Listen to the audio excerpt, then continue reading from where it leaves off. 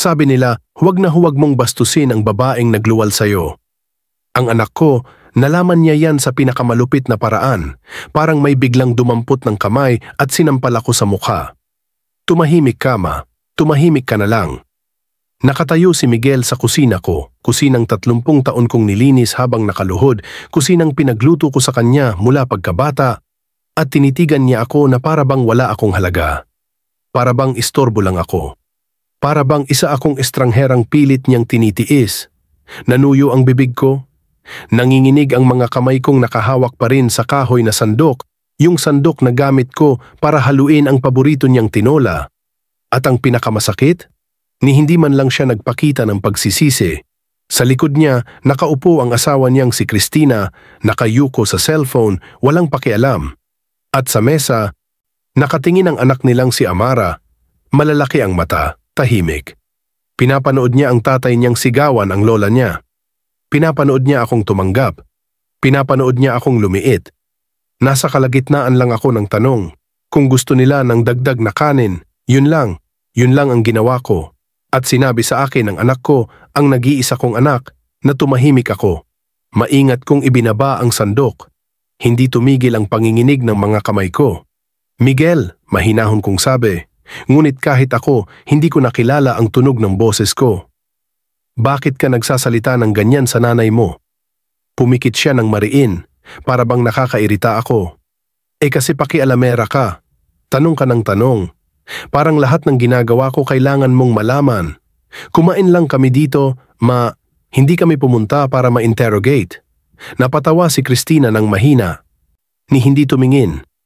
May naramdaman akong pumutok sa loob ng dibdib ko. Maliit, marupok.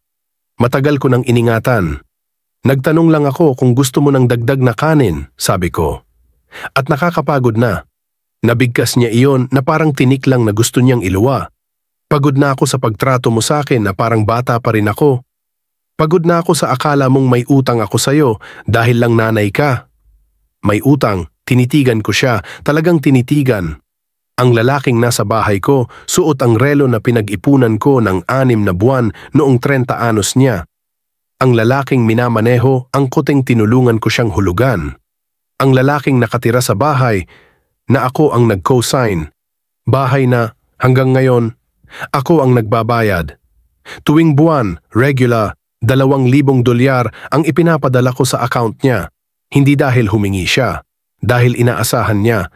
Dahil nang inoffer kong tulungan siya sa down payment, naging kalahati ng mortgage. Pagkatapos 60%, hanggang sa buong bayad. Hindi siya nagpasalamat, kahit minsan. 3 taon. Wala ni minsan. At ngayon sinasabi niyang acting like I'm owed something. Nanigas ang pangako. Umayos ang likod ko. At may malamig na pakiramdam na tumira sa sikmura ko, sa lugar kung saan dati nakaimbak ang init. Lumabas kayo, sabi ko. Kumunot ang noo ni Miguel. Ano raw? Lumabas kayo sa bahay ko. Tumawa siya. Talagang tumawa. Ang drama mo naman, ma. Hindi ako nagdadrama. Tahimik ang boses ko, pero matalim. Lumabas kayo. Ngayon. Dun lang tiningnan ako ni Cristina. Tumingin siya kay Miguel, saka bumalik sa cellphone niya. Babe, alis na tayo. Nasa mood na naman siya. Nasa mood na naman ako. Ako na nagpalaki sa kanya mag-isa. Iniwan kami ng tatay niya ng 4 na taon pa lang siya. Ako ang nag-night shift. Ako ang nag-double shift tuwing Pasko. Ako ang nagpalipas ng gutom para makakain siya. Ako ang nagsuot ng parehong lumang coat ng 10 taon para may bago siyang sapatos taon-taon. At ngayon, nasa mood ako. Dinampot ni Miguel ang susi. Fine, aalis kami. Pero wag mo akong tawagan bukas na parang walang nangyari. Ayoko na sa mga guilt trip mo. Lumabas sila. Si Cristina, una, abala pa rin sa cellphone. Si Miguel, pangalawa, sinara ang pinto ng malakas, halos gumalaw ang mga picture frame. Si Amara, huli, nagatubili sa may pintuan, lumingon sa akin, may halong lungkot at hiya ang mata, at saka siya nawala. Tumayo ako sa katahimikan, nakaharap sa kumukulong tinola na para sa kanya. Nakatingin sa hapag na inayos ko ng maaga, mga pinggang pinakintab ko, mga basong nilagyan ko ng malamig na kalamansi juice. Umupo ako dahan-dahan. Nasa mesa ang cellphone ko, nakabukas pa ang banking app mula kanina. Ang huling transaksyon, $2,000. Ngayong umaga, 6 na oras bago niya sabihing manahimik ako. Tinitigan ko ang screen. Ang 3 taong bayad. 72,000 dolyar. Hindi pa kasama ang down payment. Hindi pa kasama ang mga furniture. Hindi pa kasama ang mga grocery. Hindi pa kasama ang lahat ng pahingi muna. Binuksan ko ang messages. Hinanap ko ang pangalan niya. Huling text ko.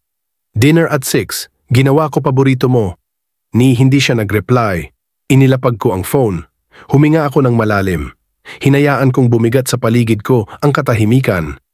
At ginawa ko ang isang bagay na hindi ko ginawa sa loob ng 34 na taon. Tumigil ako bilang nanay niya at naging ibang klaseng tao. Isang taong alam kung kaninong pangalan ang nakalagay sa mortgage. Here is the full Filipino translation, written in first-person POV, TTS narration style, and dramatic Filipino revenge tone, perfect for YouTube. I kept the rhythm slow, emotional, and impactful para kuhang-kuha sa narration. Tumayo ako mula sa mesa. Dumaan ako sa tabi ng sopas na hindi man lang nila tinikman. Sa mga basong unti-unting umiinit, sa mga pinggang ako lang ulit ang maghuhugas. Hinayaan ko ang mga paa ko na dalhin ako sa pasilyo, papunta sa maliit na opisina, yung dating kwarto ni Miguel na ginawan ko ng workspace. Nandoon pa rin sa shelves ang mga trophy niya sa basketball. Naka-frame pa rin ang graduation picture niya sa high school nakasabit sa taas ng desk. Hindi ko tiningnan. Umupo ako sa harap ng computer. Binuksan ko ang filing cabinet sa gilid ko. Yung may lock. Yung naglalaman ng lahat ng mahahalagang dokumento ko. Birth certificate, social security, insurance, at mortgage papers.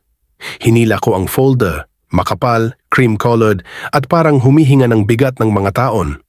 Matagal ko nang hindi binubuksan yan, buwan na. Baka taon pa, wala namang kailangan tingnan, automatic ang bayad. Ako ang nagbabayad, siya ang nakatira. Ganun ang takbo. Binuksan ko ang folder, at sa unang pahina, naroon ang pangalan ko, Lourdes Santos Reyes, primary borrower. Nakakulay asul pa ang pirma ko, nandoon ang social security number ko. Ang credit score na 40 taon kong inipon, inayos, sinakripisyo. Binuklat ko ang susunod na pahina. Lumabas ang pangalan ni Miguel, isang beses lang. Co-borrower, secondary, conditional. Napahinto ang hininga ko. Nakalimutan ko.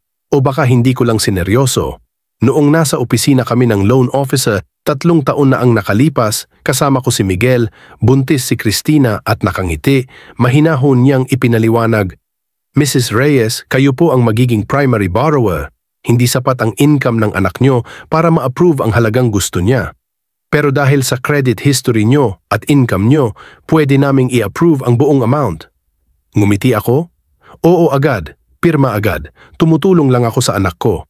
Anong nanay ang hindi? May isa pang papel na isinulong sa harap ko. This gives you full ownership rights until the loan is paid in full. Standard po yan kapag ang primary borrower ang may pinakamalaking responsibilidad. Halos hindi ko nga binasa. Nagtitiwala ako kay Miguel. Anak ko siya. Ngayon ko lang ulit tinitigan ang papel na yon. Full ownership rights. Tinuloy ko ang paghalungkat sa folder. Nakitaan ko ang payment history. Nandoon ang bank account number ko. Primary payment source. 3 taon ng transaksyon, 72,000 dolyar. Hindi na nanginginig ang mga kamay ko. Bumaling ako sa computer, nag-log in sa bank account ko. Binuksan ang automatic payments. Ayon, nakaschedule tuwing unang araw ng buwan, 2,000 dolyar, papunta sa mortgage company.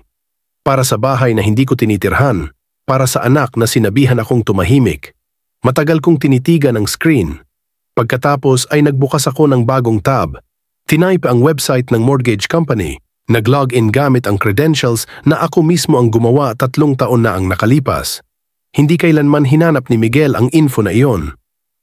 Hindi niya kailangan, ako ang gumagawa ng lahat. Nag-load ang dashboard, balance, history, contact information. At sa baba, isang maliit na blue link. Manage loan ownership, clinic ko. Lumabas ang pahina na puno ng legal terms, transfer, termination, foreclosure. Binasa ko, mabagal, walang palampas. Bilang primary borrower na may full ownership rights, marami akong pwedeng gawin. Pwede kong ilipat ang loan kay Miguel kung kaya niyang marating ang qualifications mag-isa. Pwede akong huminto sa pagbabayad. Pwede kong ibenta ang property. Pwede kong ipa-foreclose. Pwede kong gawin ang kahit ano dahil loan ko ito, credit ko, bahay ko. Umikot ang tingin ko sa maliit na opisina. Sa mga trophy na pinuntahan ko pa ang bawat practice. Sa graduation photo na pinaghirapan kong bayaran gamit ang 3 trabaho. Sa diploma na ako mismo ang nagpa-frame dahil sobrang busy siya sa barkada. Lahat ibinigay ko at hindi niya matiis na tanungin ko kung gusto niya ng kanin. Nag-vibrate ang phone ko. Isang text mula kay Christina. Na-offend si Miguel. Pinahiya mo raw siya sa harap ni Amara. Maybe you should apologize. Ako raw ang mag-a-apologize dahil nagtanong ako kung gusto pa nila ng pagkain. Dahil pinakain ko sila. Dahil minahal ko sila. Kinuha ko ang phone, binasa ko ulit. Pinakiramdaman ko ang kapal ng mukha. Pagkatapos ay ibinaba ko ang phone at bumalik sa computer. Binuksan ko ang contacts ko, hinagilap ang pangalang kailangan ko. Attorney Rebecca Lim, kaibigan ko sa church. Isang beses ko siyang tinulungan nang namamatay ang nanay niya sa ospital at hindi siya makaalis para magpahinga. Ako ang nagbantay, libre, walang kapalit. Sinabi niya noon, Ate Lourdes, kung kailangan mo ng legal help, kahit ano, tawagan mo ko. Hindi ko siya tinawagan. Hanggang ngayon, tinype ko ang number niya. 3 ring. Lourdes. Mainit ang boses niya pero nagulat. Everything okay? Kailangan ko malaman ang rights ko, sabi ko. Matatag, malamig. Tungkol sa mortgage na pinirmahan ko, kung paano ititigil ang bayad, kung ano ang mangyayari pagkatapos. Tahimik siya sandali. Pagkatapos ay nag-iba ang tono, naging abogado, naging matalim. Tell me everything.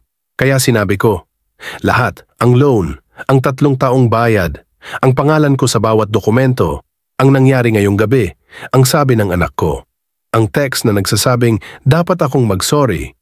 Tahimik si Rebecca ng ilang segundo bago nagsalita. Lourdes, maingat niyang sabi, kapag tumigil ka sa pagbabayad, magde-default ang loan. Pwedeng ma-foreclose. Mawawala ang bahay ni Miguel. Alam ko. At gusto mo bang gawin ito? Tiningnan ko ang mortgage papers sa mesa, ang pirma ko, ang pangalan ko. Ang gusto ko, malaman kung kaya ko. Kaya mo, sagot niya. Sa'yo ang loan. Legal, buo. Pwede mong itigil ngayong gabi kung gugustuhin mo. Pero Lourdes, anak mo ito. Sigurado ka ba? Pumikit ako. Naalala ko ang mukha ni Miguel. Ang boses niya. Shut up. Just shut up. Mas sigurado ako ngayon kaysa kailanman, sabi ko. Huminga ng malalim si Rebecca.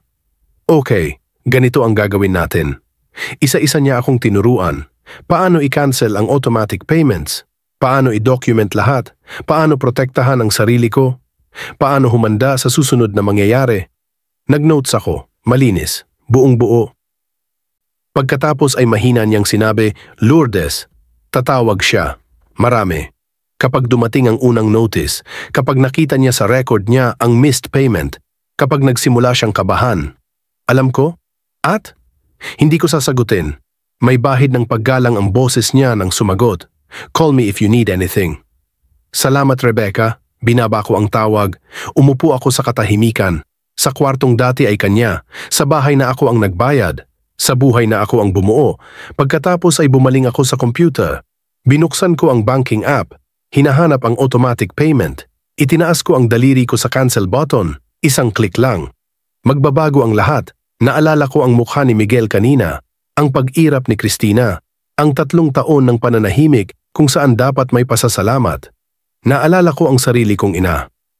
Kung paano niya itinuro na ang respeto ay hindi pinag-uusapan, ginagawa yon, na ang pamilya ay sagrado, at dapat iginagalang ang nagsakripisyo para sayo.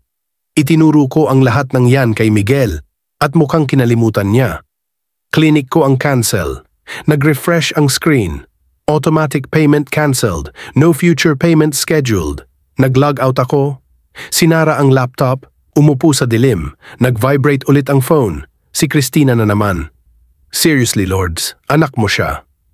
Act like it. Kinuha ko ang phone. Tiningnan ko ang mensahe. Hinayaan kong lumubog sa akin ang kawalang galang. Pagkatapos ay binlock ko siya. At pagkatapos, binlock ko si Miguel.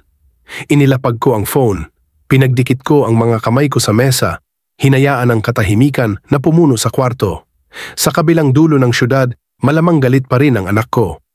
Malamang kumbinsido pa rin siyang ako ang mali. Wala siyang kaalam-alam sa paparating. Sa loob ng 30 araw, darating ang unang notice. Sa 60 araw, ang pangalawa. Sa 90 araw, uuturong na ang mga abogado. At sa lahat ng iyon, gagawin ko lang ang ginawa ko ngayong gabi. Wala, hindi ko sasagutin ang tawag, hindi ko ipapaliwanag, hindi ko siya ililigtas. 34 na taon akong naging ina na nagbibigay ng lahat. Ngayon, magiging ina akong marunong kumilala ng respeto at kung paano pinapahalagahan yon at kung ano ang kapalit kapag nakalimutan mo. Here is your Filipino translation written in natural dramatic TTS style and first-person POV, perfect for YouTube revenge storytelling. I kept the tone emotional, flowing, and narrative, not stiff or overly formal. Umusog ako palayo sa mesa. Tumayo ng dahan-dahan. Pakiramdam ko, hindi na sakin ang mga paa ko. Para silang pagmamay-ari ng isang taong mas matatag. Mas matapang, yung taong hindi na basta-basta napapaikot. Iba na ang pakiramdam ng opisina, parang lumiit. O baka naman ako ang lumaki. Lumapit ako sa filing cabinet at binuksan ang pinakailalim na drawer. Yung bihira kong galawin, yung puno ng mga papel na itinatago ko sa loob ng maraming taon. Mga resibo, bank statements, records, ebidensya. Binuhat ko ang buong drawer at nilapag sa mesa. Malakas ang tunog ng sumalpok ito. Umangat ang alikabok sa ilaw ng lampshade. Sinimulan kong bunutin ang mga folder. Isa-isa, maingat, sistemado. Ang una, Miguel, College. Binuksan ko ito. Mga resibo ng tuition, 4 na taon. Bayad lahat, kada SEM. Nakasulat ang sulat kamay ko sa memo line, Spring 2008, Fall 2009. Nagtrabaho ako ng 60-hour weeks noong mga panahong yon. Pumasok tuwing holiday. 2 Pasko ang pinalampas ko dahil doble ang bayad.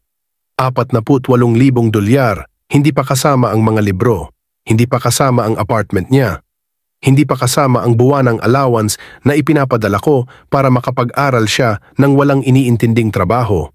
Nagtapos siya ng may honors. Sobrang proud ko noon. Inilapag ko ang folder at kinuha ang kasunod. Miguel Carr.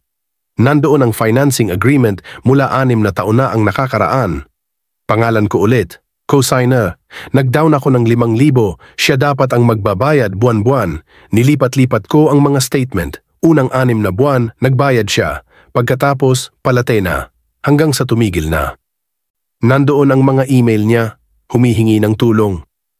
This month lang, pag nakuha ko na ang promotion, pag nakahanap na ng trabaho si Christina, ako ang nag-shoulder ng 12 buwan ng hulog bago niya ibinenta at bumili ng mas mura. 7,000, naglaho. Kinuha ko ang cellphone ko. Yung cellphone na ginamit ko para i-block siya. Binuksan ko ang gallery, nag-scroll pabalik, at pabalik pa. Nahanap ko yung hinahanap ko. Mga screenshot, lagi kong ginagawa iyon, just in case. Nandoon, text mula 2 taon na ang nakakaraan. Miguel, Mom, can you send 500? Birthday ni Christina, short ako ngayon. Ako, sige anak, sent. Happy birthday kay Christina. Miguel, thanks. Walang follow-up, hindi na nagpasalamat ulit. Nag-scroll pa ako, isa pa. Miguel, need 800 for Amara's daycare. Upfront daw. Ako, sent. Pakis kay Apo. From Lola. Si Miguel, hindi na nag-reply. Tuloy-tuloy ako sa pag-scroll. Hingi ng hingi. Ako, bigay ng bigay. 1,200 para sa furniture. 600 para sa car repairs. 300 para sa groceries. 450 para sa utilities. Libu-libong dolyar. Taon ng paulit-ulit na oo mula sa akin. Inilapag ko ang phone. Binuksan ko ulit ang laptop. Nag-search ng pangalan ni Miguel. 347 email. Sinimulan kong basahin. Karamihan galing sa akin, kumakamusta. Nagpapadala ng recipe, nagpapadala ng mga litrato. Siya, busy. Later, can't talk. Pero may iba rin, yung mga kailangan niya, Mom, can you co-sign this credit card? Ginawa ko, minamax out niya in 3 months, ako ang nagbayad. Mom, nasira kotse ni Christina. Nagpadala ako ng 2,000. Mom, need namin ng washing machine. Binili ko, pinadeliver ko. Nasa bahay niya pa siguro ngayon. Bahay na hindi ko na binabayaran. Umupo ako. Tinitigan ang screen. Ang ebidensya ng 3 dekadang pag-aalaga na sinuklian ng pasumpong-sumpong na pag-aalala. Humikab ang dibdib ko, hindi dahil sa lungkot, kundi dahil sa kaliwanagan. Binuksan ko ang bagong dokumento. Sinimulan kong maglista. Money given to Miguel Santos Reyes, January 2005 to present. Sinuyod ko lahat ng papel, lahat ng resibo, lahat ng screenshot, tuition, 48,000 car down payment and covered payments, 12,000 furniture, 3,500 security deposit, 2,000 wedding gift, 5,000 house down payment, 25,000 mortgage payments, 36 months, 72,000 credit card bailout, 4,200 car repairs, 2,800 daycare, 9,600 emergency funds, 6,300 appliances, 3,100 baby supplies, 2,400 groceries, 3 wala oras, 15,000 sunod-sunod ang numbers, sunod-sunod ang alaala. Sunod-sunod ang tao ng sakripisyo. Sa dulo, inilagay ko ang total, $210,900. Tinitigan ko ang numero, 1/4 ng milyon. Yan ang presyo ng pagpapalaki kay Miguel. At ngayong gabi, sinabihan niya akong shut up dahil nag-alok ako ng kanin. Sinave ko ang dokumento. Pinrint, 3 pahina, single-spaced. May petsa, may source. Kinuha ko ang papel. Mabigat sila sa kamay ko. Hindi lang pera ang hawak ko. Buhay ko yon. Oras ko. Katawan ko. Gabi ng pagod, umagang pagbangon. Binigay ko lahat at nasanay siyang tanggapin iyon. Binaba ko ang listahan. Binuksan ulit ang phone. Call log this time. Mga tawag ko kay Miguel, marami. Mga tawag niya sa akin? 7. Sa loob ng 6 na buwan. At lahat iyon dahil may kailangan siya. Ang huli, 3 linggo na. May medical bill. Pinadala ko agad. Hindi man lang nagpasalamat. Hanggang ngayong gabi, sa hapagkainan, sa kanin, lumapit ako sa bintana, tumingin sa madilim na kalsada, sa baryo kung saan ko siya pinalaki, kung saan ako nagsimula mula sa wala. Nakita ko ang refleksyon ko, babaeng nasa 50, pagod, kupas. Pero hindi na basag, hindi na ngayon. Bumalik ako sa mesa, sa mga papel, sa katotohanan. Tinanong ako ni Rebecca kung sigurado ba ako. Pinadaan ko ang daliri ko sa listahan, sa taon, sa sakripisyo. Sigurado ako. Tatawag si Miguel kapag dumating ang first notice. Kapag bumagsak ang realidad, kapag na-realize niyang hindi ko na binabayaran ang mortgage, tatawag siya at hindi ko sasagutin. Magte-text siya. Hindi ko re-replyan. Magpapanik siya. Mananahimik ako. 3 dekada ko siyang tinuruan na ang pagmamahal ng ina ay walang kondisyon. Walang hanggan, walang kwenta ang pagrespeto. Mali pala ako. At ngayon, matututo siya na ang respeto hindi optional. Na may kabayaran ng salita. Kahit sa magulang, lalo na sa magulang, inayos ko ang mga folder. Binalik sa drawer. Pero ang lista, inilagay ko sa bag ko para sa sandaling mapanghinaan ako. Para sa oras na bumalik ang guilt. Para sa panahon na kumaba ang puso ko. Ito ay hindi kalupitan. Ito ay konsekwensya. Pinatay ko ang ilaw. Dumaan sa dining room, nilamig na ang sabaw niya. Sa kusina kung saan ko siya pinalaki, tinapon ko ang sabaw, nilinis ang lahat, walang bakas ng gabing ito. Pumunta ako sa kama. At sa unang pagkakataon sa loob ng 34 na taon, hindi ko ipinagdasal ang kaligayahan ng anak ko. Ipinagdasal ko ang pagising niya. Pagmulat ko ng mga mata sa dilim, ramdam ko pa rin ang bigat ng panalangin na binitawan ko kanina. Pero kahit anong pilit, ayaw dumating ng tulog. Nakatitig lang ako sa kisame. Sa mga aninong ginagawa ng ilaw sa kalsada sa labas. Sa katahimikang dati ay parang kalaban. Pero ngayong gabi, parang kapangyarihan. Nasa tabi ko ang telepono, naka-face down. Tahimik. Pinatay ko lahat ng notifications matapos kong i-block si Miguel at si Cristina.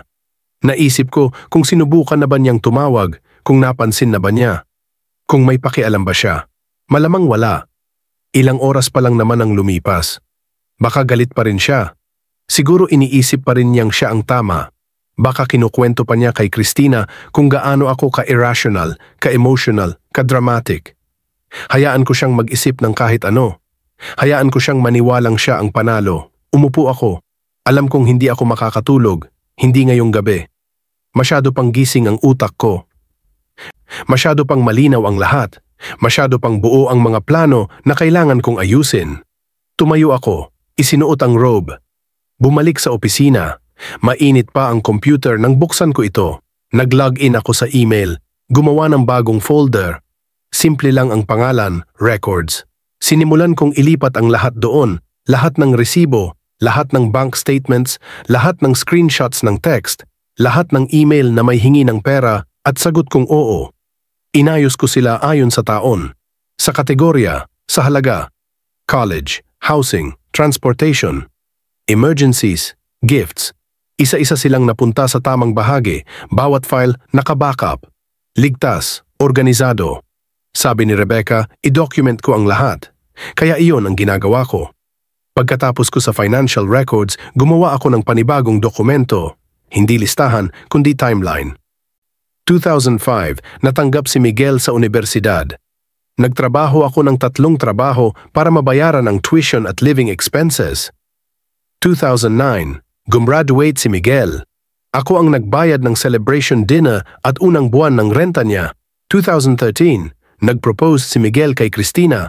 Ako ang nag-shoulder ng 40% ng wedding. 2016, ipinanganak si Amara. Ako ang bumili ng crib, stroller, car seat. Ako ang nagbayad ng diapers at formula sa unang taon. 2019, pinakiusapan niya akong mag-cosign ng mortgage. Pumayag ako. Ako ang primary borrower. 2022, hindi na niya pinapansin ang birthday ko. Napahinto ako doon. 3 birthday na ang lumipas, walang tawag, walang card. Wala. Sinabi ko sa sarili ko noon na hindi mahalaga. Pero mahalaga. Nagpatuloy ako. 2023, Enero. Humingi siya ng 1,200 para sa car repairs. Pinadala ko agad. 2023, Marso, tinawagan ko tungkol sa enrollment ni Amara. Sabi niya tatawag siya ulit, hindi siya tumawag. 2023, Hunyo, inimbita ko silang lahat sa reunion ko, nag-cancel sila last minute. 2023, Oktubre, birthday ni Miguel. Nagpadala ako ng pera at gift card. Sagot niya, got it. Ngayong gabi, nag-alok ako ng kanin. Sinabihan niya akong tumahimik. Nang mabasa ko ang buong timeline, doon ko nakita ang pattern na hindi ko maamin noon, na unti-unti nila akong ginawang wala, invisible. Useful lang kapag kailangan. Sinave ko ang dokumento. Inilagay sa folder. Pagkatapos, binuksan ko ang contacts. Lumagpas sa mga nakablock. Hanggang sa makita ko ang pangalan, Dante Mercado, kapatid kong bunso. Ang tanging taong nagsabi sa akin noon, ate, sobra mahal mo siya na nakakabulag ka na. At hindi ko siya pinaniwalaan. Kailangan ko siyang sabihan ngayon, hindi para humingi ng pahintulot, para humingi ng proteksyon. Dahil kapag sumabog ang lahat, kailangan ko ng kakampi. Nag-type ako, Dante, kailangan kitang makausap tungkol kay Miguel. Importanteng importante. Send. 4 na segundo. 3 dots. Tumawag ang telepono. Ate, mabilis niyang tanong. Anong nangyari? Okay ba si Miguel? Si Miguel ay okay, sagot ko. Ako ang hindi. Ikinuwento ko lahat. Ang dinner, ang salita niyang shut up, ang mortgage, ang pagtigil ko ng bayad, ang mga files, ang timeline, lahat. Tahimik siya ng matagal. Tapos ang sabi niya, mabuti. Napakurap ako? Mabuti? Yes. Mabuti, sagot niya, matatag. Ate, 10 years ko nang hinihintay na gawin mo to. Nakakapagod makita kang ginagamit ka ng mismong anak mo. Anak ko pa rin siya, at ikaw ay nanay niya. Hindi ATM, hindi taga-silbi. Nanay, humigpit ang boses ni Dante. Anong kailangan mo? Kailangan kong marinig na hindi ako malupit. Ate, sabi niya, hindi ka malupit, matalino ka, at huli ka pa nga. Kung may magreklamo sa pamilya, sila ang magbayad ng mortgage ni Miguel. May kung anong lumuwag sa dibdib ko. Tatawagan ka niya, sabi ko, kapag dumating ang notice. At sasabihin kong problema niya, yun hindi sayo. Ate, mahal kita, kaya sinasabi ko to, huwag kang bibitaw, huwag kang luluhod, hindi ngayon. What if mawalan sila ng bahay? Di bale, matututo siya. Baka masyado ng huli, pero mas mabuti kaysa hindi. Napapikit ako. Pinakiramdaman ang lakas ng kapatid ko na bumabalot sa akin. Salamat, bulong ko. Huwag akong pasalamatan. I-promise mo lang na hindi ka magbabago ng isip pag nag-iiyak siya. I promise? Ulitin mo. I will not change my mind. Ulit. I will not change my mind, Dante. Good. Matulog ka na. Tumawag ka kapag kailangan mo ako. Lilipad ako agad. Pagkababa namin ng tawag, nanatili akong nakaupo sa katahimikan, isang sandaling puno ng lakas.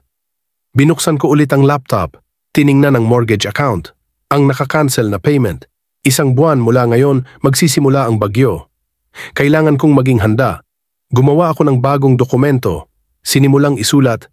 Ang sasabihin ni Miguel, Mom, may mali sa payment. Ang sasabihin ko, wala. Ang sasabihin ni Miguel, Mom, matatalo namin ang bahay. Ang sasabihin ko, wala. Ang sasabihin ni Miguel, please, I'm sorry. Ang sasabihin ko, wala. Sinulat ko ang bawat posibleng eksena, bawat guilt trip, bawat pangakong walang laman, bawat luha. At sa tabi ng bawat isa, iisang sagot, katahimikan. Dahil iyon lang ang wika na mauunawaan niya, ipinrint ko ang dokumento, ipinako sa dingding sa ibabaw ng desk. Paalala, sandata, kalasag. Pagkatapos nagluto ako ng tsaa, umupo sa mesa kung saan ako pinagsigawan ng anak ko. Tahimik ang buong bahay. Malinis, payapa. Humigop ako ng tsaa. Sa loob ng 30 araw, darating ang unos. Pero ngayong gabi, kalmado ako. Handa ako. At ngayong gabi, hindi na ako ang inang nagbibigay palagi. Ako na ang inang alam na ang halaga niya. At ang mangyayari kapag binaliwala mo iyon, ibinaba ko ang walang lamang tasa. Mahina ang tunog ng ceramic nang sumayad ito sa kahoy. Nasa mesa pa rin ang cellphone ko. Naka-face down, tahimik, kinuha ko ito. Binaligtad, in-unblock ko ang numero ni Miguel. Hindi dahil gusto ko siyang kausapin, kailangan lang niyang makita ang ipapadala ko. Binuksan ko ang mga mensahe, hinanap ang pangalan niya. Ang huling text niya ay kaninang hapon pa.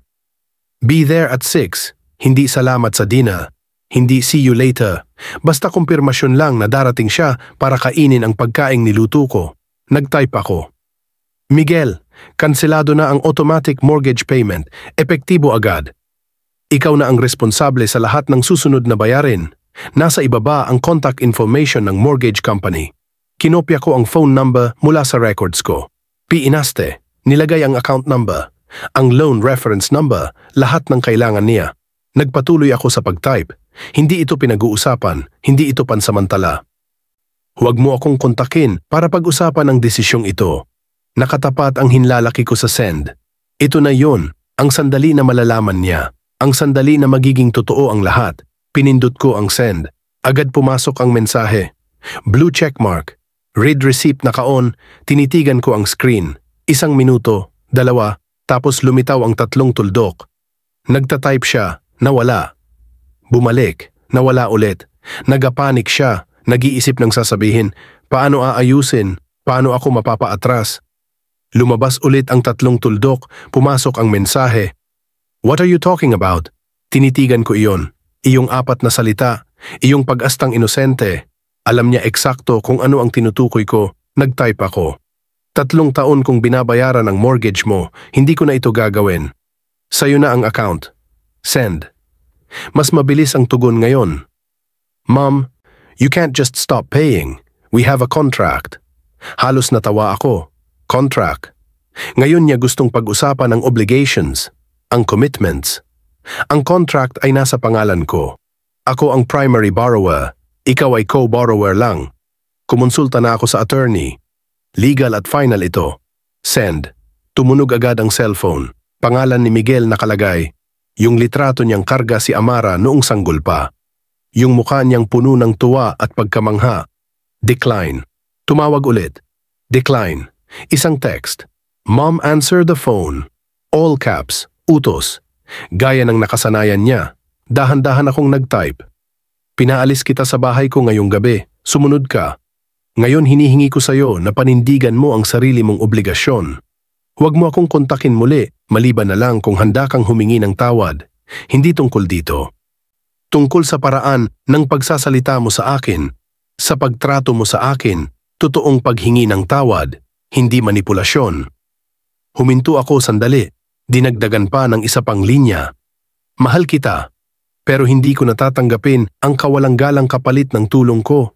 Nasa iyo ang susunod na hakbang. Send. Be-in-lock ko ulit ang numero niya. In-unblock ko naman ang kay Christina. Pinadala ko ang parehong mensahe tungkol sa mortgage. Be-in-lock ko rin siya bago pa makasagot. Nanginginig ang kamay ko ngayon. Hindi dahil sa takot, dahil sa adrenaline. Sa pakiramdam ng, sa wakas, tumayo ako. Ibinaba ko ang phone, tumayo mula sa mesa. Bumalik sa opisina, binuksan ang laptop. Nag-log in sa email, hinanap ang customer service email ng mortgage company. Nag-type ako. To whom it may concern, I am writing to inform you that I will no longer be making payments on account number, redacted. I am the primary borrower on this loan. The co-borrower, Miguel Santos Reyes, has been notified that he is now responsible for all future payments. Please update your records to direct all reminders and notices to him. Isinama ko ang lahat. Cellphone ni Miguel, email, home address, ang address na ako ang nagbabayad. Please confirm receipt of this notice and confirm that automatic payments from my account have been successfully terminated. Also send copies of all loan documents and payment history. Nilagay ko ang contact ko. Pinindot ang send, nawala ang email, pumasok sa system, sa opisyal na record, wala nang urungan. Hindi lang ako nag-cancel ng payment. Nagbigay ako ng formal na deklarasyon, nagsulat ng ebidensya.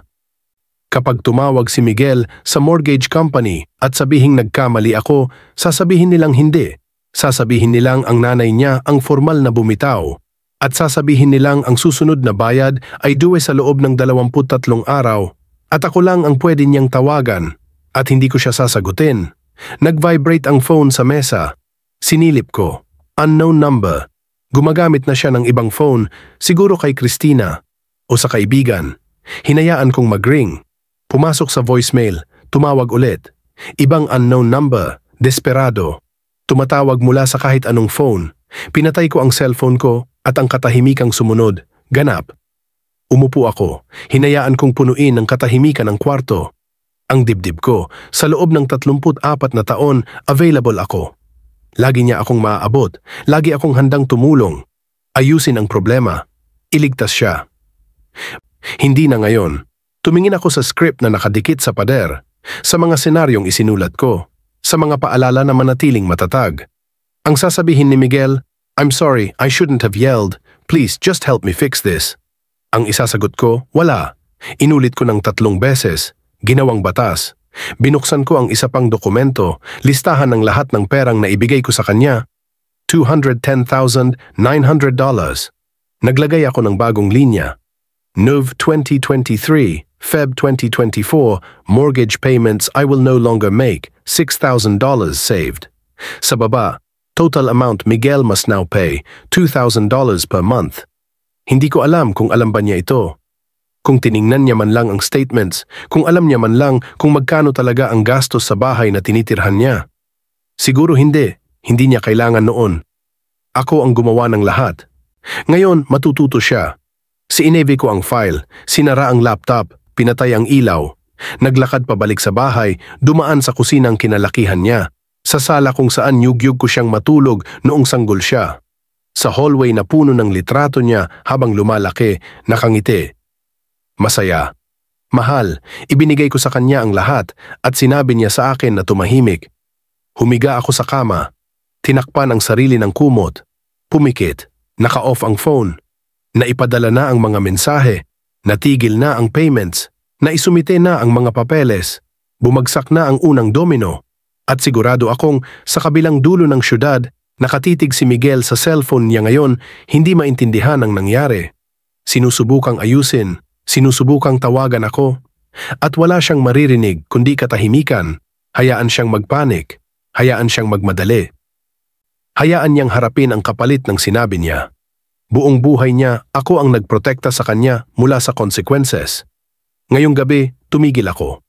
At bukas, kapag nagising siyang alam kong seryoso ako, kapag naunawaan niyang hindi ko ito babawiin dahil lang sa isang sorry, kapag tinamaan siya na totoong nawala na ang safety net, magkakaroon siya ng pagpipilian. Pwede siyang matuto. Pwede siyang magbago. Pwede siyang maging lalaking pinaniwalaan kung kaya niyang maging. O pwede siyang mawalan ng lahat at hindi ko na responsibilidad kung ano ang pipiliin niya. Ibinigay ko sa kanya ang buhay, pagmamahal, lahat ng kaya ko, pati ang hindi ko kaya. Ngayon may binibigay akong bago, isang leksyon, tungkol sa respeto, pasasalamat, at kung ano ang nangyayari sa mga taong kinukuha ka ng walang halaga.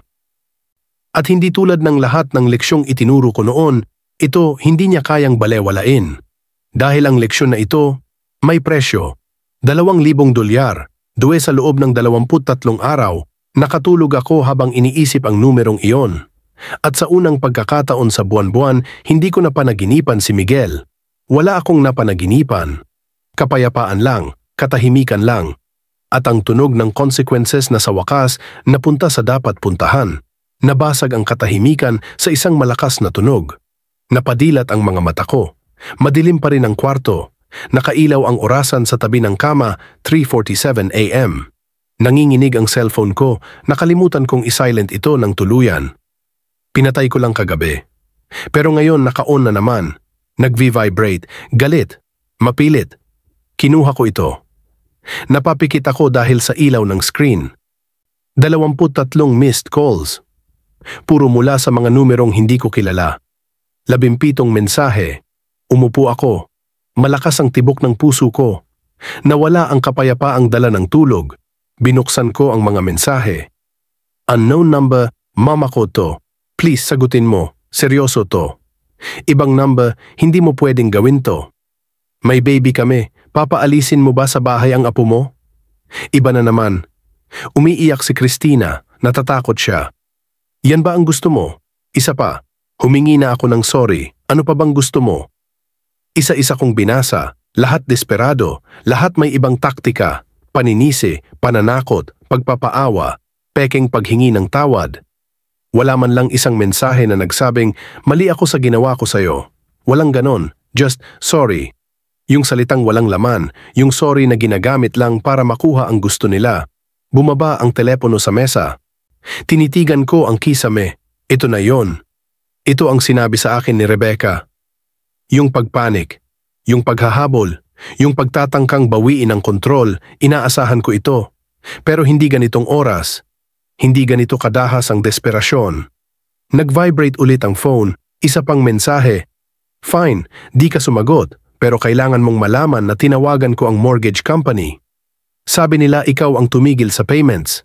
Ikaw ang nagsabi na huwag ka na nilang kontakin. Kaya kasalanan mo to. Ano man mangyari sa amin, kay Amara, kasalanan mo. May sumikip na malamig na pakiramdam sa sikmura ko. Kasalanan mo. Ayan na.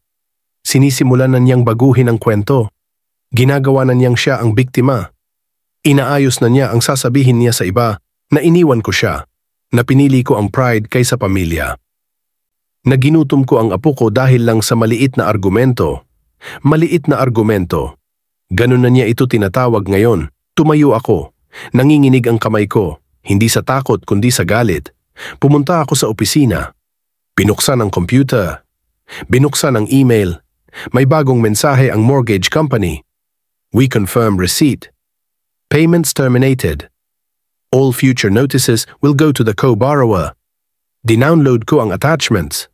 3 taon na history ng payments. Lahat galing sa account ko. Ni isa, wala mula kay Miguel.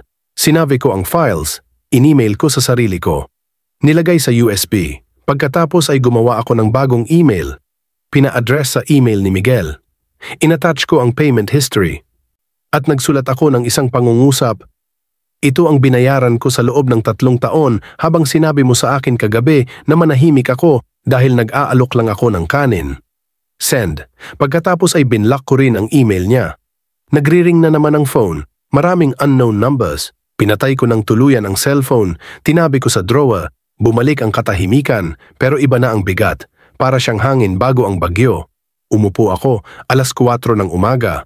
At may sumisingit na pagdududa. Paano kung hindi niya kaya ang bayad? Paano kung mawalan sila ng bahay? Paano kung maapektuhan si Amara? Paano kung cruel ako? Tumingin ako sa script na nasa dingding. What Miguel will say, papaalisin mo ba apo mo? Sinulat ko yon. Alam kong darating. Iba nga lang pala kapag narinig mo na talaga. Pumikit ako. Malalim na hininga. Naalala ko si Amara, kung paano siya tumingin habang sumisigaw sa akin ang tatay niya. Ano ang natutunan niya kagabi? Na pwede mong bastusin ang nanay mo. Na ang pagmamahal ay pwedeng abusuhin. Na walang kahulugan ang pasasalamat. Hindi ko siya tinuturuan ng ganun. Ako ang huminga ulit. Bumukas ang mga mata ko. Hindi ko sila ginagawang homeless. Si Miguel ang gumagawa noon. Sa mga pasya niya, sa asal niya, sa kawalan niya ng pananagutan. Ako ang nagbigay ng down payment.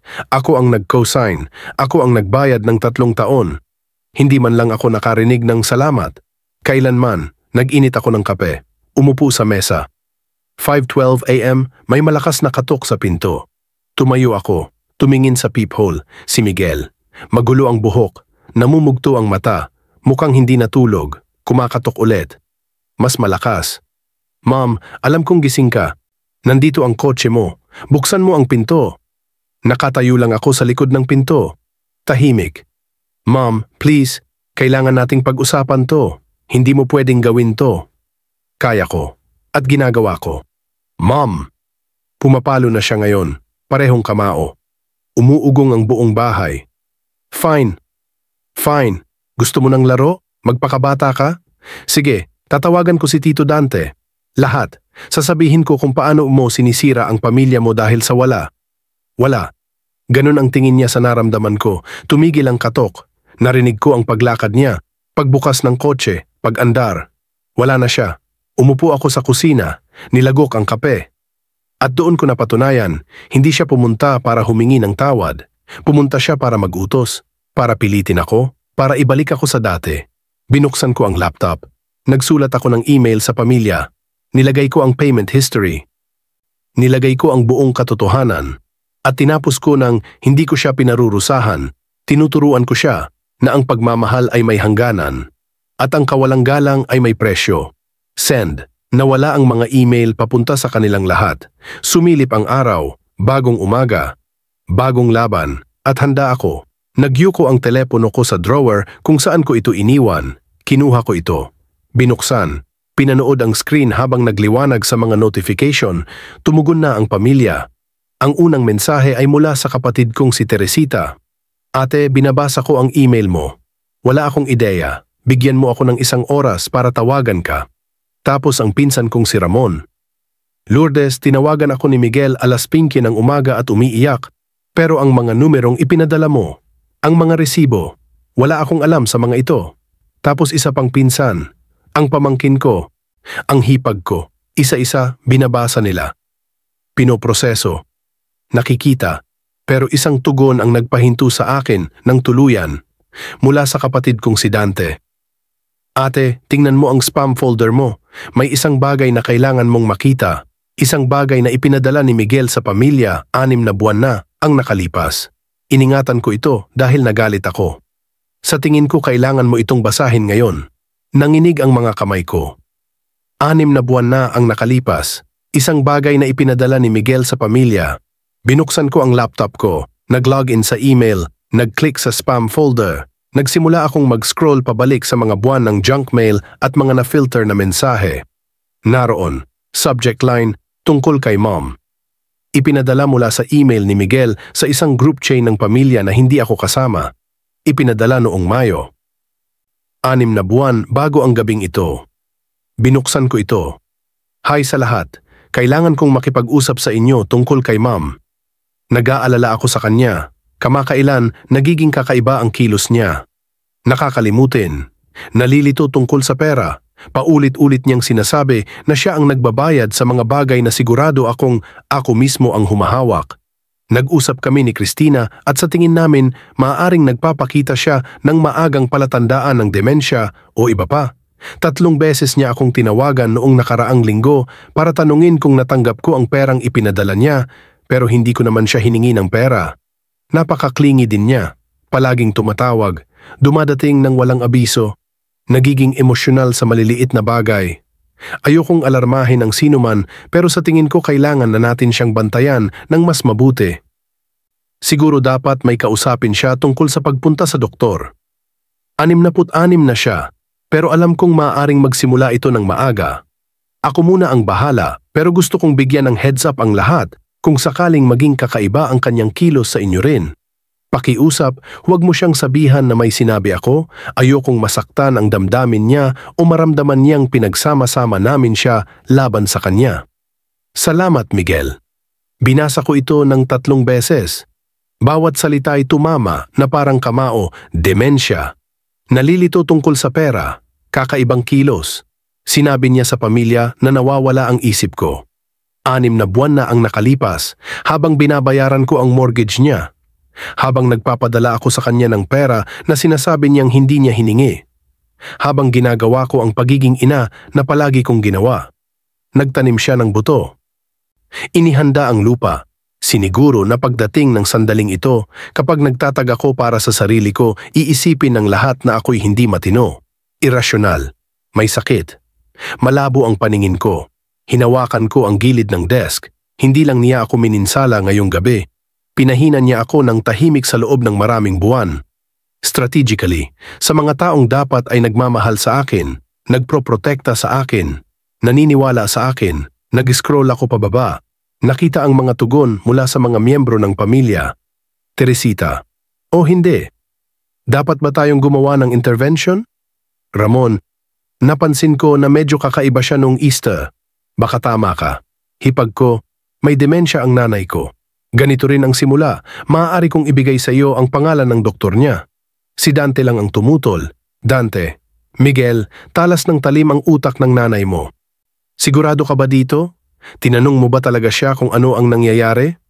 Tugon ni Miguel, sinubukan ko. Nagiging defensive siya. Part ng problema iyon. Umupo ako pabalik sa upuan, nakatingin sa screen. Ginawa niya ito. Sadyang ginawa, calculated. Dahil alam niya na sa huli aabot ako sa hangganan ko. Na sa huli titigil na akong maging kapaki-pakinabang. Titigil sa pagiging walang katapusang balon ng pera, suporta at pagpapatawad. At kapag nangyari iyon, kailangan niyang isipin ng lahat na ako ang may problema, hindi siya. Na ako'y nalilito, hindi matino, hindi maaasahan. Kaya kapag sinabi ko na mininsala niya ako, maririnig nila inaakala lang niya. Kapag sinabi ko na babayaran ko lahat, maririnig nila nalilito siya sa pera. Kapag sinabi ko na karapat-dapat akong igalang, maririnig nila irasyonal siya. Nanginginig ang mga kamay ko muli, ipinasa ko ang email sa sarili ko, iningatan, in backup. Tapos sumagot ako sa mensahe ni Dante. Nakita ko na.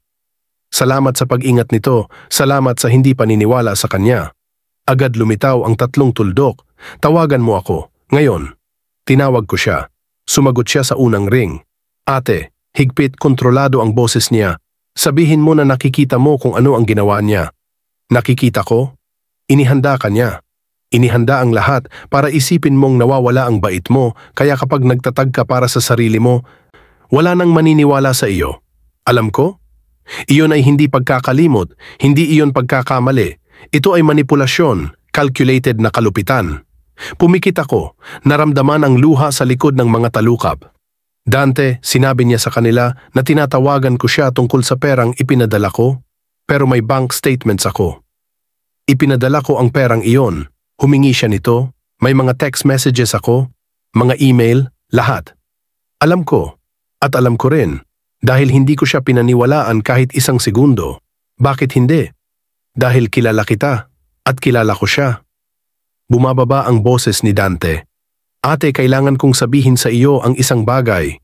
Isang bagay na dapat sinabi ko sa iyo, taon na ang nakalipas. Umikot ang tiyan ko. Ano? Noong nakaraang Pasko, nang bumisita sina Miguel at Christina sa akin sa Seattle, lumabas kami para uminom. Kami lang dalawa, at siya'y lasing. Nagsimula siyang magsalita tungkol sa pera, tungkol sa bahay, tungkol sa iyo. Huminga ako ng malalim. Sinabi niya at iniuquote ko, akala ng nanay ko na maninirahan siya sa bahay na iyon kapag tumanda siya. Parang aalagaan ko siya tulad ng inalagaan niya ako. Pero sa sandaling ang mortgage ay sa pangalan ko na lang, ibebenta ko ito at bibili ng mas maganda. Sa lugar na hindi siya basta makakapasok. Lumiko ang silid. Sinasabi ko sa kanya na ungrateful piece of trash siya. Nag-away kami, maagang umalis siya. Inisip kong sabihin sa'yo pero ayokong masaktan ka. Siguro lasing lang siya. Sinabi lang ang mga stupid na bagay. Pero seryoso siya. Seryoso siya. At ngayon nakikita ko siyang ginagawa eksakto ang sinabi niya. Sinusubukan niyang gawing baliw ka para maalis ka niya. Para kunin lahat ng pinundar mo para sa kanya at burahin ka. Hindi ako makahinga. Dante, ang mortgage ay sa pangalan ko. Ako ang primary borrower. Hindi siya makaka-refinance nang wala ako. Hindi siya makakabenta nang wala ako. Legal na akin ang bahay hanggang mabayaran ang loan. Alam ba niya yon? Hindi ko iniisip na tiningnan niya ang paperwork. Akala lang niya. Tumawa si Dante. Mapait ang tunog. Kaya pinaplano niyang alisin ka sa bahay na pag-aari mo. Pinaplano niyang tawagin kang senile. Pinaplano niyang kunin ang lahat at iwan ka ng wala. Oo. At tapos may lakas ng loob siyang sabihan kang tumahimik sa sariling kusina. Oo. Ate, wala ka ng utang sa batang ito? Hindi na pagkatapos nito. Bumukas ang mga mata ko, tiningnan ang email na nakabukas pa sa screen. Ang mga kasinungalingan ni Miguel. Ang manipulasyon niya. Ang planong burahin ako. I-forward mo ang email na ito sa lahat, sabi ko. Still na ang boses ko. Sa lahat na pinadalhan niya ng kasinungalingan. Sabihin ang totoo. Sabihin ang sinabi niya sa Seattle. Sabihin ang planong ginagawa niya. Sigurado ka ba? Hindi pa ako naging mas sigurado sa kahit ano. Ito'y sisirain siya, lalaban ang pamilya sa kanya. Mabuti, hayaan silang makita kung sino siya talaga. Hayaan nilang makita ang pinoprotektahan ko sa kanila. Ang pinoprotektahan ko sa kanya? Sige, ipapadala ko na. At Dante? Oo. Salamat sa hindi paniniwala sa kanya, sa pag-ingat sa email na iyon, sa malinaw na pagtingin sa kanya nang hindi ko magawa. Ikaw ang kapatid ko, lagi kitang makikita ng malinaw. Naghangap kami, upo ako sa opisina. Sa dumarating na liwanag ng araw, ang katotohanan ay kumalat sa screen ko parang ebidensya sa paglilitis. Hindi lang niya ako mininsala ngayong gabi. Pinapahina niya ako ng dahan-dahan sa loob ng maraming buwan. At binabayaran ko ang mortgage niya sa buong panahong iyon. Bumukas ako ng banking app, tiningnan muli ang payment history. Tiningnan ang perang ipinadala ko sa kanya noong Mayo. Ang buwan na sinabi niya sa lahat na nalilito ako sa pera. $2,000 para sa mortgage, $300 para sa groceries, $500 para sa summer camp ni Amara. May resibo ako para sa lahat, timestamps, bank records. Mga text message kung saan sinabi niyang salamat. Hindi siya nalilito. Nagsisinungaling siya. At ngayon malalaman ng lahat, nagsimulang tumunog ang telepono ko. Teresita, sinagot ko. Lourdes, nanginig ang boses niya. Kakabasa ko lang ng email ni Dante, kakabasa ko lang kung ano ang isinulat ni Miguel, at kakabasa ko lang ng mensahe niya mula sa Seattle. Alam ko, pinaniwalaan ko siya. Akala ko nakakalimutin ka na. Labis akong nag-alala para sa iyo. At nagsisinungaling siya. Oo. Bakit niya ginawa iyon? Tiningnan ko ang mortgage papers sa desk, sa bahay na legal na akin, sa planong nabigo. Dahil gusto niya ang bahay nang wala ako. At kailangan niyang isipin ng lahat na sobrang unstable ko para pigilan siya. Umiiyak na si Teresita. Patawad. Dapat tinanong kita. Dapat nagtiwala ako sa iyo. Nagtiwala ka sa pamangkin mo, hindi iyon mali, pero ngayon alam mo na. Ano ang gagawin mo? Tiningnan ko ang email. Ang mga kasinungalingan ni Miguel, ang katotohanang inilantad ko. Hahayaan kong ayusin niya ang sariling gulo, tulad ng sinabi ko? At ang pamilya? Maari nilang desisyonan kung sino ang paniwalaan, pero may ebidensya na sila ngayon. May bank statements, may resibo, may text messages. Nasa kanila ang kanyang kasinungalingan sa sariling salita. Mawawala sa kanya ang lahat. Hindi, bulong ko. Malalaman niya kung ano ang halaga ng pagtatapon sa taong pinakamahal niya. Naghang up ako, sumabog ang telepono ko sa mga mensahe. Tumutugon ang pamilya sa email ni Dante, binabasa ang mga kasinungalingan ni Miguel. Nakikita ang katotohanan at sa kabilang dako ng bayan, nagigising si Miguel sa parehong pagsabog. Nalaman na ang kanyang plano ay nailantad. Napubliko na ang kanyang kasinungalingan. Na nakikita na siya ng pamilya na akala niya kontrolado niya. Hindi ako nakaramdam ng tagumpay. Naramdaman ko ang pagod at lungkot at kalayaan. Dahil sa wakas alam ko na ang katotohanan na ang anak ko ay hindi lang nagkamali ngayong gabi. Pinagtaksilan niya ako ng maraming buwan, pinagplanuhan na alisin ako, umaasa sa aking pagkalito, katahimikan, at kagustuhang paniwalaan ang pinakamaganda sa kanya. Mali ang kanyang bilang, at ngayon alam na ng buong pamilya. Patuloy ang mga mensahe, sunod-sunod, nagliliwanag ang screen parang strobe. Ramon, Miguel, sinabi mo sa amin na may sakit ang nanay mo, nagsinungaling ka sa amin. Ang pamangkin kong si Sofia, Tito Miguel, hindi ako makapaniwala na magagawa mo ito. Palaging nandyan si Ate Lourdes para sa amin lahat. Teresita, gusto kong marinig ang paliwanag mo, ngayon. Ang pinsan kong si Elena, hindi nagsisinungaling ang mga bank statements. Bawat bayad ay galing kay Lourdes. Bawat isa, isa-isa. Pinanood ko silang bumaha sa family group chat, pinanood ang mga kasinungalingan ni Miguel na nabubunyag sa totoong oras. Tapos dumating ang kanyang tugon. Pinapaniwalaan niyo lahat ang panig niya nang hindi man lang nakikipag-usap sa akin. Binabaluktot niya ang lahat. Ang email tungkol sa kanyang memorya ay dahil nag-aalala lang ako. Nag-aalala ako sa kanya at ngayon ginagamit niya ito laban sa akin. Tiningnan ko ang mensahe. Ang paglilihis, ang pagtatangkang baguhin ang realidad kahit ngayon. Sumagot si Dante bago pa ako makasagot. Miguel, nandyan ako sa Seattle. Narinig ko ang sinabi mo tungkol sa pagbebenta ng bahay sa sandaling maalis mo ang nanay mo. Huwag kang magpanggap na pag-aalala iyon. Strategy iyon. Tahimik sa chat. 10 segundo, 20 segundo. Tapos muli si Miguel. Joke iyon. Lasenggo ako noon. Alam mo namang hindi ko ibig sabihin? Masayang biro. Type ni Dante. Nakakatawa talaga na planuhin kung paano mo iiwan ang babaeng nagbuwis ng lahat para sa iyo. Nagsimulang tumunog ang telepono ko. Miguel, tumatawag mula sa isa pang numero. Sinagot ko ito. Ma'am, ungol ang boses niya. Desperado.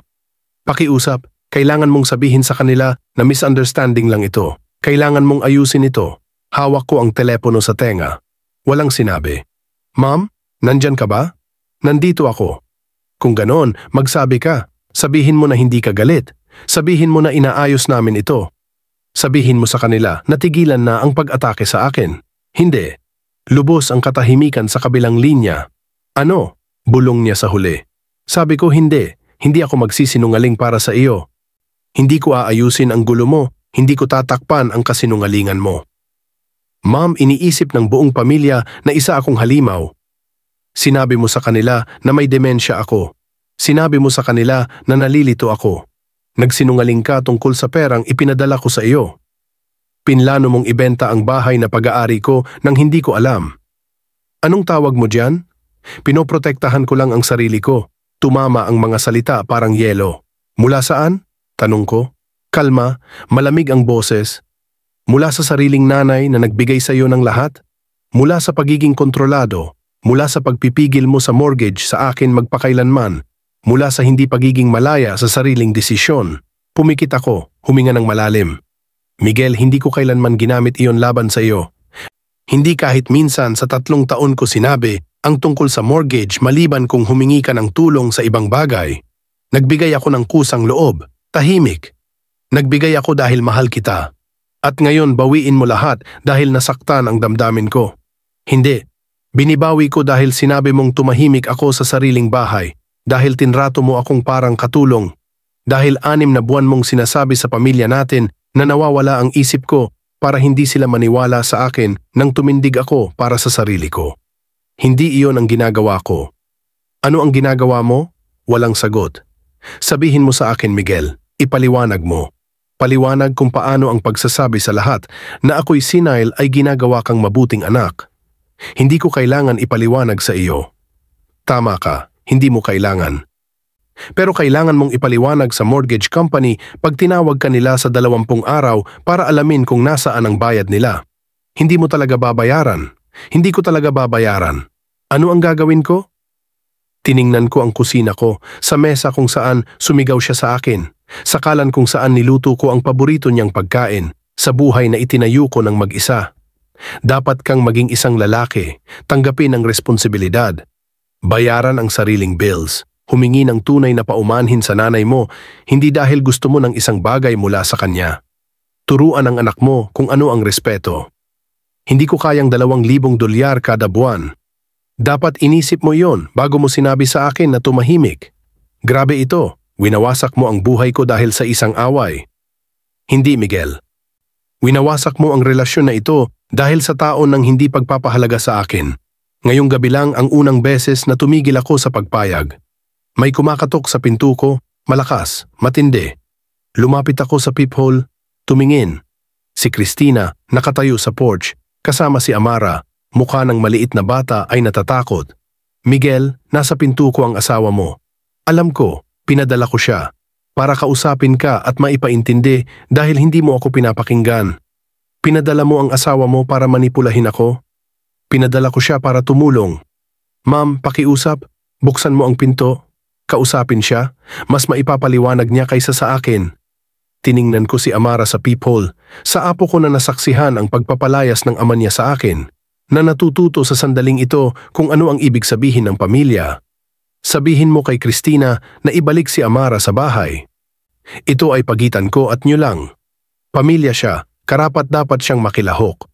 Tumawag siya sa akin gamit ang unang pangalan ko sa text para magsabi ng paumanhin. Hindi siya bahagi ng pag-uusap na ito. Naghangap ako. Patuloy ang katok. Dumaan ang boses ni Christina sa pinto. Lourdes, alam kong nandyan ka. Kailangan nating pag-usapan ito ng parang mga adult. Adult, bumukas ko ang pinto. Tumayo sa doorway. Hindi ko sila pinapasok. Pamumula ang mga mata ni Christina. Makeup na guhit. Mukhang umiiyak ng matagal. Paano mo nagawa ito sa amin? Agad niyang sinabi. Paano mo inilagay sa panganib ang sariling apo mo dahil lang sa pride mo? Tumingin ako kay Amara. Sa maliit na batang nanonood sa pag-uusap na ito, natututo. Amara, apo, malumanay kong sinabi, naalala mo ba ang sinabi ng tatay mo sa akin sa dinner? Dahan-dahang tumango si Amara. Ano ang sinabi niya? Tumingin ang maliit na bata sa ina, tapos pabalik sa akin. Sinabi niyang tumahimik ako. At sa tingin mo ba ay maganda ang ganitong pananalita sa lola mo? Umiling si Amara. Sa tingin mo ba karapat-dapat ang lola mo na ganito ang tratuhin? Muling umiling. Amara, sapat na, panig ni Christina. Pumunta ka na sa sasakyan. Hindi, sabi ko. Mananatili siya. Kailangan niyang marinig ito. Pamumula ng mukha ni Christina. Hindi mo pwedeng piliin kung ano ang maririnig ng anak ko. Tama ka, hindi ko pwedeng piliin. Pero pwede kong piliin kung ano ang mangyayari sa buhay ko. At kung ano ang tatanggapin ko mula sa mga taong nagsasabing mahal nila ako. Mahal ka namin. Kaya lang ito nakakasabog. Itinatapon mo ang pamilya mo dahil lang nagalit si Miguel minsan. Hindi siya nagalit. Ipinakita niya sa akin kung ano ang tunay niyang iniisip tungkol sa akin. At nalaman ko rin na 6 na buwan na niyang sinasabi sa pamilya natin na may demensya ako. Planado niyang alisin ako sa bahay na legal na akin. Nagsisinungaling siya tungkol sa perang ipinadala ko habang tinatanggap lahat ng ibinibigay ko. Namula ang mukha ni Christina. Hindi mo alam ang tungkol sa email, di ba? Mahinang tanong ko, umiling siya. Sinabi niya sa buong pamilya na nalilito ako. Nakakalimutin, nagpapakita ng senyales ng mental decline para kapag dumating ang sandaling ito nang sa wakas ay tumindig ako, iisipin ng lahat na ako'y unstable imbes na tumayo para sa sarili ko. Tumingin si Christina pababa. Palayo. Kahit saan, basta hindi sa akin. May resibo ako, pagpapatuloy ko. Bawat bayad, bawat text message, bawat kasinungalingan. At ngayon hawak na rin ito ng pamilya. Kaya kung pumunta ka rito para kumbinsihin akong dramatis, maaari kang umalis. Kung pumunta ka para guilt trip sa akin gamit ang apo ko, maaari kang umalis. Pero kung narito ka para marinig ang katotohanan, sasabihin ko sa iyo. Anong katotohanan? Maliit na tinig ni Christina ngayon. Na ginagamit ako ng asawa mo sa loob ng maraming taon. Natutunan niyang kumuha ng hindi nagbibigay. Humihingi ng hindi nagpapasalamat. At inaasahan ng hindi karapat-dapat. At pinayagan ko ito. Ginawa kong posible.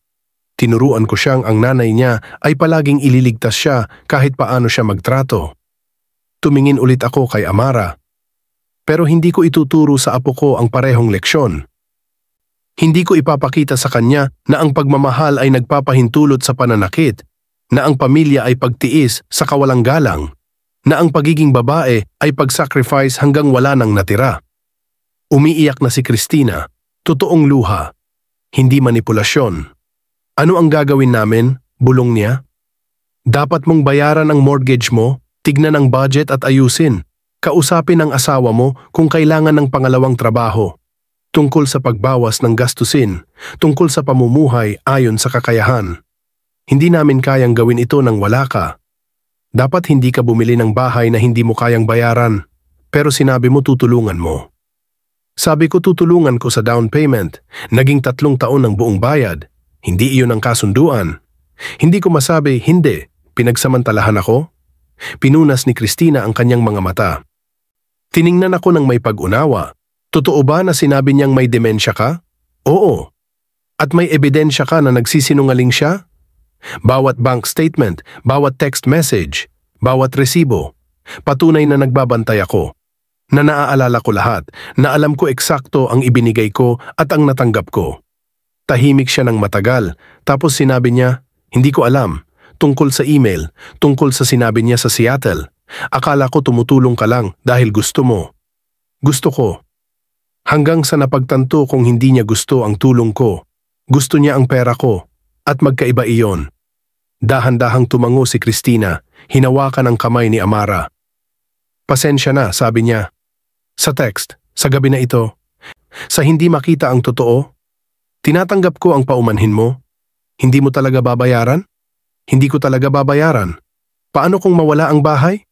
Tiningnan ko si Amara ng isang beses pa. Sa maliit na batang kailangang matutunan kung ano ang ibig sabihin ng lakas. Ano ang hangganan? Ano ang mangyayari kapag nakalimutan mong maging mapagpasalamat? Kung ganoon, maghahanap kayo ng ibang matitirahan. At marahil matutunan ni Miguel kung ano ang halaga ng mga bagay, hindi lang sa pera. Sa respeto, sa pasasalamat, sa pagmamahal. Hinila ni Christina si Amara papunta sa sasakyan. Huminto, bumaling pabalik. Kung tutuusin, mahina niyang sabi, hindi karapat-dapat ka na ganito kausigin. Dapat sinabi ko. Pasensya na at hindi ko sinabi. Salamat, umalis sila. Nakatayo ako sa porch, sa liwanag ng umaga. Sa lugar kung saan pinalaki ko ang anak ko, kung saan itinayo ko ang buhay ko. Nag-vibrate ang telepono ko, mensahe mula kay Miguel. Sige, panalo ka, ako na ang bahala. Huwag mo na akong kontakin. Binasa ko ito ng 2 beses. Akala niya ito'y tungkol sa panalo, sa kontrol, sa parusa. Hindi pa rin niya naiintindihan. Ito ay tungkol sa respeto, sa halaga, sa pagpili sa sarili ko pagkatapos ng dekada ng pagpili sa kanya. Nag-type ako ng isang pangungusap. Mahal kita, pero mahal ko rin ang sarili ko. At panahon na para matutunan mo ang pagkakaiba. Send, block, delete. Bumalik ako sa loob. Isinara ang pinto, nilock. At sa unang pagkakataon sa 34 na taon, hindi ko na iniisip kung tama ang ginawa ko. Alam ko. Dahil minsan ang pagmamahal ay pagpapahintulot sa isang tao na bumagsak. Para sa wakas ay matutunan nilang tumayo sa sarili nilang paa. Kahit na ang taong iyon ay ang anak mo. Lalo na kung ang taong iyon ay ang anak mo. Tahimik ang bahay nang kumislap ang aking telepono. Isang email mula sa kumpanya ng mortgage. Pangwakas na paalala, account 58472293. Binuksan ko ito. 19 na araw na lampas sa takdang bayad. $6,000 ang utang. 15 araw bago simula ng foreclosure. 3 buwan. 3 buwan mula nang kanselahin ko ang bayad at sabihin kay Miguel na ayusin niya ang sarili niyang problema. Ipinasa ko ito sa aking abogado, si Rebecca. 5 minuto lang, tumawag na siya. Lourdes, seryoso sila. Mag-uumpisa ang foreclosure sa loob ng 2 linggo kung hindi niya babayaran. Alam ko? At ang pamilya? Alam na nila ang lahat. Sinigurado ni Dante. Wala nang matatakbuhan si Miguel. Tumigil si Rebecca saglit. Ano ang nararamdaman mo? Malinaw, sabi ko. Sa bahay ay akin pa rin. Harapin na lang niya ang bunga ng kanyang ginawa. Nagsimula akong mag-compose ng email kay Miguel. Huling isa. Miguel, ang bahay ay nasa aking pangalan. Maaari kong itigil ang foreclosure pero hindi ko gagawin. Mahal kita, sapat na para hayaang harapin mo ang bunga ng iyong mga ginawa. Sinabi mo sa akin na tumahimik, nagsinungaling sa pamilya natin, pinlano mong ibenta ang bahay na pagmamay-ari ko, at kinuha mo ang $210,000 mula sa akin nang walang pasasalamat. Hindi ito parusa, ito ang realidad. May 15 araw ka para bayaran ng $6,000. Maghanap ng paraan, magtrabaho, magbenta, magbudget. Matuto ka, mahal kita, pero hindi na kita ililigtas. Nanay, pinindot ko ang send. 6 na minuto lang, paano mo nagagawa ito sa apo ko? Mabilis kong sinagot, hindi ko ito ginagawa kay Amara. Ikaw ang gumawa nito nang pinili mong magsinungaling at maging walang galang. Itinuturo ko sa kanya ang kahulugan ng bunga ng gawa. Matututo ka rin, lumipas ang 15 araw. Walang tawag, walang mensahe, walang pagmamakaawa. Tapos isang email na ibalik na ang account. $6,000 bayad. Miguel mismo ang nagbayad, nag-overtime, nagdagdag ng shift, pinaghirapan niya mismo. Lumaga pa ako sa upuan, hindi sobrang pride, hindi rin relief. May halo ng dalawa. Pinili niya ang mahirap na daan. Tumawag si Rebecca. Ginawa niya mismo? Opo, pinili niyang harapin ang realidad. Lumipas ang 7 buwan, bawat bayad sa mortgage, nasa oras, buo. Hindi dominado ni Miguel ang family group chat. Binabasa, natututo, nagbabago. Isang gabi tumunog ang doorbell. Miguel hawak ang kamay ni Amara. Nanay, nagsimula na akong mag-therapy, sabi niya. Pinapunta ako ni Christina. Pinag-usapan namin ang ginawa ko, bakit ko ginawa. Nina-appreciate ko lang ang lahat, sagot ko sa sarili ko. Pinabayaang kunin kita, nagpatuloy siya. Lumaki akong akala ay palaging nandyan ka. Laging tutulong. At sa halip na tingnan ito bilang pagmamahal, inisip ko itong utang. Mali ako. Pasensya na, hindi dahil gusto ko ng pera o kaginhawaan, kundi dahil nasaktan kita. Hinila ni Amara ang kanyang manggas. Pwede na ba ako magsalita, Daddy? Opo, sagot niya. Pasensya na rin, Lola, sabi niya ng mahinahon. Dapat sinabi ko sa umpisa, pero natakot ako. Bata ka pa, hindi mo kailangan ayusin ang problema ng mga matatanda. Sabi ko sa kanya, niyakap ko siya. Miss na kita, Apo. Miss na rin kita. Umuwing luha ang mata ni Miguel.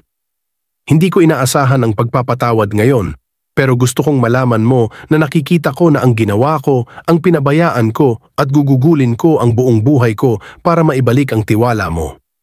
Pinapatawad kita, sabi ko, ngunit ang pagpapatawad ay hindi paglimot.